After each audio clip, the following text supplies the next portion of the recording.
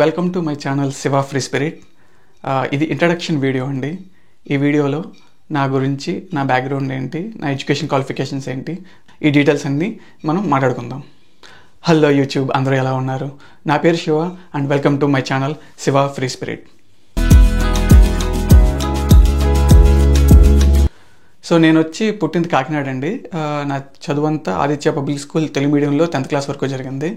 తర్వాత 10th అయిన తర్వాత ఇంటర్మీడియట్ ఆదిత్య జూనియర్ కాలేజ్లో ఇంగ్లీష్ మీడియంకి మారా. So first time English medium convert అయినప్పుడు కొంచెం కష్టంగా అనిపించింది. బట్ స్టిల్ ఫస్ట్ ఇయర్ అయిన తర్వాత సెకండ్ ఇయర్ ఇంటర్మీడియట్ నుంచి నేను పికప్ చేసుకోగలిగా. తర్వాత నా ఇంజనీరింగ్ వచ్చి ఇన్ఫర్మేషన్ టెక్నాలజీలో బీవీసీ ఇంజనీరింగ్ కాలేజ్ ఓడలరేవులో జరిగిందండి. సో నా స్కూలింగ్ వచ్చి తెలుగు మీడియం. ఎప్పుడైతే నేను తెలుగు మీడియం నా 10th అయిపోయిందో Aditya public school Telugu medium తీసేశారండి. సో ఇప్పుడు Aditya public school Telugu medium లేదు. కాకినాడలో మీకు వెంకటనగర్లో ఓన్లీ ఇంగ్లీష్ మీడియం ఉంది. సో అలాగే బీటెక్లో కూడా నా ఐటీ ఫీల్డ్లో నేను బీటెక్ కంప్లీట్ చేశానండి 2011లో. సో 2011 తర్వాత ఐ థింక్ 1 year తర్వాత ఐటీ డిపార్ట్మెంట్ కూడా తీసారని విన్నాను. సో ఇప్పుడు మీరు బీవీసీ ఇంజనీరింగ్ కాలేజ్లో ఐటీ డిపార్ట్మెంట్ లేదండి, కంప్యూటర్ సైన్స్ ఒకటే ఉంది. సో బీటెక్ చదివే టైంలో 2010లో నాకు December 31st బైక్ యాక్సిడెంట్ అయిందండి. అప్పుడు నా ఎడమ కాలు ఎముక, మన శరీరంలో ఏదైతే బలమైన ఎముక ఉందో అది మధ్యకి ఇరిగిపోయింది. అలాగే నా దవడ ఏదైతే ఉందో దవడ పళ్ళన్నీ రాలిపోయినాయి అనమాట. సో నాకు ఇక్కడ క్లిప్ వేసి పళ్ళన్నీ కుట్టారు. అందుకే నా పళ్ళన్నీ వంకరటింకరగా ఉంటాయి. అలాగే నాకు ముక్కు తెగిపోయిందండి, ఇక్కడ ప్లాస్టిక్ సర్జరీ చేశారు. అలాగే కనుబొమ్మ ఊడిపోయిందండి, ఇక్కడ ప్లాస్టిక్ సర్జరీ చేశారు. ఇది చాలా నా జీవితంలో జరిగిన మేజర్ యాక్సిడెంట్ అండి. 2010లో ఎప్పుడైతే వైఎస్ రాజశేఖర రెడ్డి September 2 చనిపోయారో అది జరిగిన 2-3 monthsకి నాకు ఈ యాక్సిడెంట్ జరిగింది. సో నేను 1 month బెడ్ రెస్ట్ తీసుకున్నానండి. తర్వాత స్టిక్ పట్టుకొని నేను వెళ్ళడం జరిగింది. సో ఆ టైంలోనే నేను ఇన్ఫోసిస్ ఆస్పిరేషన్ 2020లో స్టేట్ లెవెల్ ప్రోగ్రామింగ్ కాంటెస్ట్లో సెకండ్ వచ్చాం. తర్వాత బీటెక్ అయిన తర్వాత నాకు హనీవెల్లో ఫుల్ టైం జాబ్ వచ్చిందండి. అప్పుడు నా శాలరీ 3,80,000. తర్వాత 1 year అందులో పనిచేసిన తర్వాత ఎస్ఐపి అనే కంపెనీలో జాబ్ తెచ్చుకున్నాను. సో అక్కడ శాలరీ ఎంత వచ్చిందంటే 5,50,000 వచ్చింది. సో ఒక్కసారిగా 3.5 లక్షల నుంచి 5 లక్షలకి మారింది. తర్వాత ఆల్ ఆఫ్ సడన్ ఫేస్బుక్లో, సోషల్ మీడియాలో ఒకరిని చూసి సో మనం కూడా హైయర్ స్టడీస్ చదవచ్చు, మనం కూడా అమెరికా వెళ్ళొచ్చు అని ఇన్స్పైర్ అయ్యి సో నేను టోఫెల్ అండ్ జిఆర్ఈ రాసి 3 colleges నుంచి admission తెచ్చుకున్నానండి.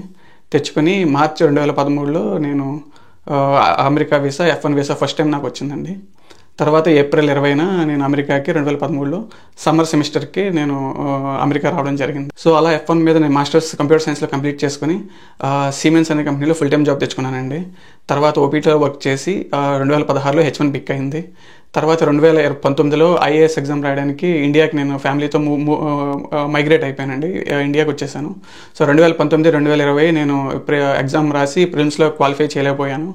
So it's tough exam. తర్వాత నేను ఇండియాలోనే ఒక జాబ్ తెచ్చుకున్నానండి. సో ఇండియాలో వచ్చిన జాబ్ నాకు స్టార్టింగ్ 40 lakhs వచ్చింది. తర్వాత 45 అండ్ దెన్ నేను మళ్ళీ అమెరికాకు రాకముందు నా శాలరీ 57 lakhs.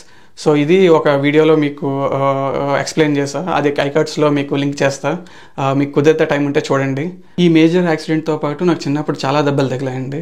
నేను చిన్నప్పుడు ఒక 4 సంవత్సరాలు ఉన్నప్పుడు తల మీద 2 గుట్లు పడ్డాయండి ఇక్కడ. అండ్ దెన్ గడ్డంకి ఒకసారి కింద పడి గడ్డం దగ్గర ఇక్కడ 2 గుట్లు పడ్డాయి. అలాగే చిన్నప్పుడు పొలం గట్ల మీద నెల్లూరులో ఆడతా ఒకసారి పడ్డానండి, అక్కడ ఈ కనుబొమ్మ మీద ఒక 2 గుట్లు పడ్డాయి. సో ఇలాగ నా మొహం మీద చాలా దెబ్బలు తగిలాయండి. కాకినాడలో ద్వారంపూడి చంద్రశేఖర్ రెడ్డి గారి అపార్ట్మెంట్ కాంప్లెక్స్ శ్రీదేవి బిల్డింగ్స్ అని ఉండేవండి, రెడ్డి బిల్డింగ్స్ అనేవారు. సో వాళ్ళ మదర్ పేరు వచ్చి శ్రీదేవి గారు. సో ఆవిడ పేరు మీద బిల్డింగ్స్ శ్రీదేవి బిల్డింగ్స్ అనేవారు మా చిన్నప్పుడు. సో అక్కడే 3x2 ఫ్లాట్లో ఉండేవాళ్ళం. సో రీసెంట్గా నేను ఇండియాలో ఉన్నప్పుడు చూస్తే దాని పరిస్థితి ఎలా ఉందండి. సో ఎవరైనా అది అమ్మేస్తానంటే, ఎవరైనా మీకు ద్వారంపూడి చంద్రశేఖర్ రెడ్డి గారు తెలిసిన వాళ్ళు ఉంటే చెప్పండి, నేను కొనుక్కోవడానికి రెడీగా ఉన్నాను. నా ఫ్లాట్ మట్టుకి ఆ స్థలం అమ్మితే నేను అలా బిల్డింగ్ కట్టుకుని నా చిన్నప్పుడు గుర్తుగా ఉంచుకోవడానికి ప్రయత్నిస్తా. మీకు ఈ కంటెంట్ నచ్చినట్లయితే సబ్స్క్రైబ్ చేసుకోండి అండ్ ఈ వీడియోకి ఒక లైక్ ఇచ్చి ఎక్కువ మందికి రీచ్ అయ్యేలా హెల్ప్ చేయండి. And thank you so much for watching and I will see you all in the next video.